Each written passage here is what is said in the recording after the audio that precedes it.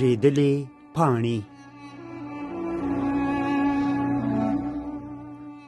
امرنات به تل سره بخونه پګړۍ تړلې وه، نن یې ژېړ رنګ یې په سر وه. تر څنګ مې کښېناست، غږ یې ټیټ و. خبر شوم بهرام قل وژل شوی دی. چا وژلی دی؟ ولې وژلی؟ کله چې د انسانانو رژېدل د مني د پاڼو عمره ډېر شي، بیا یې دلیل پوښتل او نه پوښتل چاته مهم نه وي. زه، امرنات، بهرام قل، سردار او علي د کندوز په یو ښوونځي کې وو. په یوه کوڅه کې اوسېدو. امرنات خبر کړم چې سردار کلاب ته ولاړ او علي په مشهد کې اوسېږي. بهرام قل یو وخت ملیشه و، بیا مجاهد و، بیا قمندان و، او په دې آخرو کې هېڅ کاره و. دا ډېر کلونه ما له بهرام قل سره خبرې نه وې کړې. هر څه چې یې پرېښودل ووژل شو. موږ لکه د مني رژېدلې پاڼې هوا یوړو. په کمکینه مو کور د کندوز په یوه وړه کوڅه کې و. شاید 1.5 متر پلنه وه. یوې غاړې ته یې خټین دیوال و، د دیوال هغې غاړې ته باغ و، د ونو څانګو یې پر کوڅې سیوری غوړاوه. بلې غاړې ته کورونه وو. د کورونو او لارې ترمنځ ویاله وه. د کورونو د هرې دروازې مخته پر ویالې پلونه جوړ وو. ځینو 2 لرګي ایښي وو، په سر یې تختې بیا خټې، ځینو بیا د غره لویې پلنې پرښتې چې د تختو غوندې اوږدې وې په ویالې ایښې وې پرې تېرېدل. د ټولو کورونو دیوالونه خټین وو، یا یې د خټو پلستر پرې وهلی وو. ځینو په چونه سپین کړي وو، خو د پسرلي د بارانونو داره به داسې پرې راغلی وه لکه په خیرن شوي چاودلي مخ بهېدلې اوښکه. د ویالې له غاړې چنارونه وو، ځینې یې د توت ونې وې. په مني کې به د دې کوڅې رنګ اوښت را اوښت، لکه یو څوک چې پکې رنګه څراغونه بلوي. د پسرلي له پیله بیا آن د دوبي تر پایه به کوڅه زرغونه ښکارېده. سیوری به و، د لمر پلوشې به د څانګو له کومې چولې په سړک لوېدې. داسې به یې ښکارولې لکه لاسي څراغ چې دې په یو ځای اچولی وي. پاخه توت به لوېدل، خلک به پرې ختلي وو، مچان به پرې بڼېدل، مچۍ به ورته راتلې. په کوڅه کې به سوړ خو خوږ بوی وو. 1:30 مازدیګر به د کوڅې زلمو لکه اشر چې کوي څادر ورته ونیوه. ونه به یې وښوروله، رالوېدلي توت به یې بیا په کورونو ویشل. په ویاله کې به چونګښې ګرځېدې. واړه کشپان مو هم لیدلي وو چې د ویالې له غاړې به ورو ورو روان وو. ما او بهرام قل نه پرېښودل. په چونګښو پسې مو ډبرې ویشتې او کشپان به مو کلک نیولي وو. د کوڅې سپین ږیری به تل راته غوسه وو. هغه به موږ بابا باله. ژیړبخونې چپنه به یې په اوږو پرته وه. کړوپ کړوپ په جومات ته روانو. تورې کلاوشې به یې په پښو وې، سپین پټکی به یې تړلی وو. د بابا د جنازې په ورځ د خپل کور په وره کې ولاړ وم. بهرام قل راته ویل سر باید پټ کړم چې د مړي سیوري راباندې لویږي.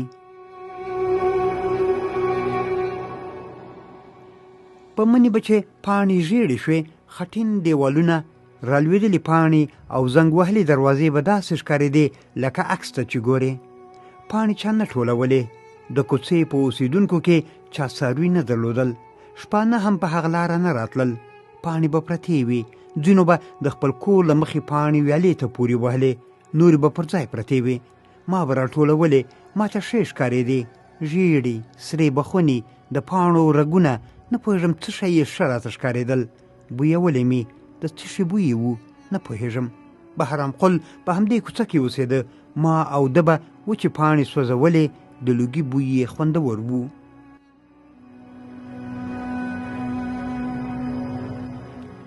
د کوڅې اوسېدونکي شتمن نه وو. زما پلار مځکې درلودې. یو څو کسانو تجارت درلود. تر څنګ مو ترکمنان وو. هغوی هم د غالیو کاروبار کاوه. وچ زړي یې ټولول، د هندواڼو، خټکیو او نه پوهېږم نور د څه شي زړي وو چې دوی به د کور په برنډه کې وچېدو ته اچولي وو. د ترکمنانو په کور کې ماشومان نه وو چې حال راته ووایي. د بهرام قل پلار رستوران درلود. ازبکي پلاو یې مشهوره وو. د سردار پلار د موټرو ټایرونه جوړول. د علي پلار ایښولي کچالو له شورنخودو سره خرڅول. د کوڅې تر ټولو فیشني اوسېدونکې سرمعلم صاحبه وه. ویښته به یې توني کړي وو، لمن به یې اغوستی وه، تور کوچنی لاسي بکس به یې په غاړه وو، بوټونه به یې له لرې برېښېدل لکه چې کونډه وه. له چا سره یې بیا ډېر نه پالل او یا نورو شاید ترې ځان ساته. دلیل معلوم نه وو یا شاید ما ته چا نه ویل. بهرام قل به ویل سرمعلمه شاګردان ناکامولی شي ځکه یې ټول احترام کوي. د محرم په ورځو به مور ژېړه شوله راکړه، ما به په ګاونډیانو ویشله. په هغه ورځ به د سرمعلمې کور ته هم ورغلم. حویله یې دومره پاکه وه لکه د ژېړې پاڼې مخ چې نري رګونه به یې لا راښکارېدل. شوله به یې واخیسته، مسکی به شوه، نور به یې څه نه ویل. د کوڅې نامعلوم سړی لندنی نومېده. دنګ نری سړی و، ما ته د سپېدار د ونې غوندې ښکارېده. د دوی په کور کې د سپېدار 4 ونې څنګ په څنګ ولاړې وې، نیغې، پاکې، منظمې. دی همدغسې و. نخودي پتلون به یې اغوستی و، ډېر پورته یې تاړه، بیخي تر نامه هم ور پورته. پښې یې اوږدې ښکارېدې. یو پیک لرونکې خولۍ به یې په سر وه، سیګار به یې څکاوه. خلکو ځکه لندنی باله چې منظم ګرځېده. اوتو کړی به و، چاته یې د کاروبار درک نه و معلوم. علي ویل لندنی له شاهي کورنۍ سره پخوا خپلوي درلوده. سردار به ویل لندنی لوی مامور دی. په کور کې ماشومان نه وو، که به دې دروازه ور وهم ټکوله نه یې خلاصوله. کله مې د محرم په ورځ د ژېړې شولې یا د لوی اختر په ورځ غوښه نه وه ور وړې. بهرام قل ویل د لندني او سرمعلمې ترمنځ عشق روان دی. د سره لیدلي وو چې خبرې یې کولې. د کوڅې وروستی کور د پاجو و. پاجو هندی طبیب و. امرنات یې زوی و چې په ښوونځي کې راسره و. په داود خان له کودتا وروسته د لندني کور ته یو ماښام عسکر ورغلل. د کوڅې په هر کونج کې وسله په لاس عسکر داسې ولاړو لکه له لوی لښکر سره چې په جنګ اخته وي او کمین ورته نیسي.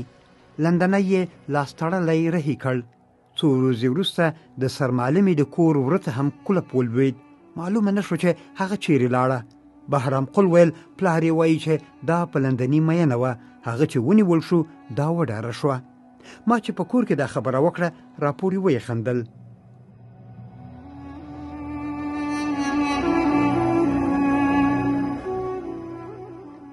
مور مې ویل لندنی د زوی په ځای و. پلار مې وویل دومره ډېر یې هم سره فرق نه و. بهرام قل ویل پلار یې ورته ویلي دي چې لندني اقرارونه کړي دي د دې کوڅې ډېر فیوډالان به حکومت ونیسي. د فیوډال په معنا نه پوهېدم، خو د بهرام قل مخ ته مې ځان ناپوه نه شود. مور مې وپوښتله.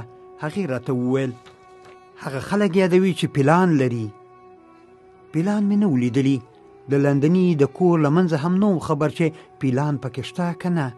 له بهرام قله مې وپوښتل چې په کندوز کې پلان څوک لري. هغه راته وویل د پلانو د رام کولو چل یو د هندوانو زده دی. د پاجو دوی کور ته ورغلم. له دروازې سره یې ودرېدم. د موسیقۍ غږ و، سندرې یې ویلې. دروازه مې پورې وهله، خلاصه وه. د خونو مخ ته یې چوتره وه. یو سړي نارنجي څادر له ځانه تاو کړی و. هارمونیه یې وهله. بل ژېړه پګړۍ تړلې وه، طبله یې دربوله. د هارمونیې سړي سندره ویله. د دوی د کور غړي ورته ناست وو. بتۍ یې لګولې وې، شمې بلې وې. امرنات مې ونه لید. د پاجو را پام شو. راغی. خیر خو دی؟ سړی غوسه نه و. ومې پوښت تاسو پلان لرئ؟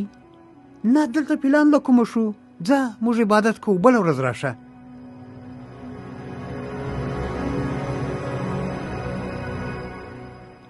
څو هفتې وروسته مې پلار هم ونیول شو، زنداني یې کړ.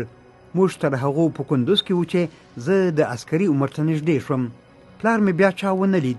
پېښور ته ولاړو او زه د مور له مړینې وروسته لندن ته راغلم. په لندن کې له امرنات سره مخامخ شوم. امرنات لا هم د کندوز له ټولو خلکو سره پالل. ده خبر کړم چې پلار یې مجاهدینو وواژه. بهرام قل اول ملیشه شو، بیا مجاهد شو او اوس چاکمین ورته نیولی و. سرمعلمه بیا چا نه ولیدلې. د لندني له مړي ژوندي هم څوک خبر نه شول. امرنات ویل زموږ کوڅه یوې مؤسسې پخه کړې ده. د کورونو مخامخ باغ کې ونې وهل شوي دي. د کوڅې ویاله وچه شوې، یا به یې چا د اوبو مخه ګرځولې وي یا به وچکالي وي. د ویالې د غاړې ونې خلکو وهلي دي. د لندن په زړه کې د دنګ چنار له څانګو ژېړې پاڼې باد غورځولې. یوه پاڼه مې راواخیسته، پوزې ته مې نږدې کړه. هغسې بوی مې غوښت چې په کمکینې کې مې د کندوز په رژېدلو پاڼو کې احساس کړی و.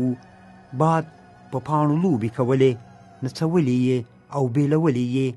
امرنات راته وویل د بهرام قل کورنۍ ته به پیسې ولېږو.